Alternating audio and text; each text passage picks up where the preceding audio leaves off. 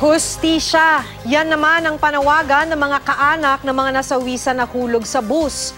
Makibalita tayo kay Von Aquino. Upang mas madaling makilala, inihilera ang mga bangkay na dinala sa Christian J. Funeral Homes, Bambang, Nueva Vizcaya. Ilan lamang sila sa mga nasawi matapos mahulog sa bangin ang sinasakyan nilang bus sa Maharlika Highway, Caranglan, Nueva Ecija kahapon. Ang isang ito, hindi mapigilang maluha habang tinitignan ng bangkay ng kanyang pamangkin. Sa Santa Fe Municipal Police Station naman namin inabutan si Vivian Corpus habang kinukuha ang mga gamit ng nasawi niyang kapatid na si Pedro Realige Jr. Kwento niya, papunta raw sana ng Maynila si Realige at ang kanyang pamangkin na si Gilbert Mariano para sunduin sa airport ang kanyang anak na manggagaling pang New Zealand. Saan po papunta sana yung kapatid? Sa Maynila po. Bali, sasalubungin niya sana yung anak niya. At kukuha din na sasakyan. Kaya nga nag-commute sila.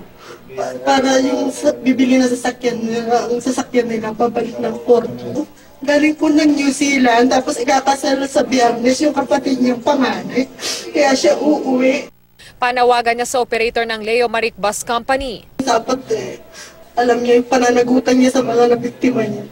Dapat maging mabigyan ng hustisya yung wala sa oras kapag kamatay ng kapatid. Sa inisyal na investigasyon ng PNP, lumalabas na pumutok ang kanang gulong ng bus hanggang sa dumire-diretso ito sa bangin. Makikita pa ang skid mark at gasgas ng rim sa kalsada. Indikasyon na nakapagpreno pa ang driver pero sabog na ang gulong nito. Bagamat may concrete barrier, lumusot ang bus sa bahaging nasira ng isa pang aksidente 5 taon na ang nakakaraan. Lahat ng nasawi, matinding pinsala ang tinamo. Talaga po naman po talagang nagkalat po sila doon sa bangin. Pinagtulong-tulungan, maihahon. May mga talagang may head injury, meron din may mga body fracture. Ito siguro within the week matatapos natin itong kasong ito. Von Aquino, GMA News.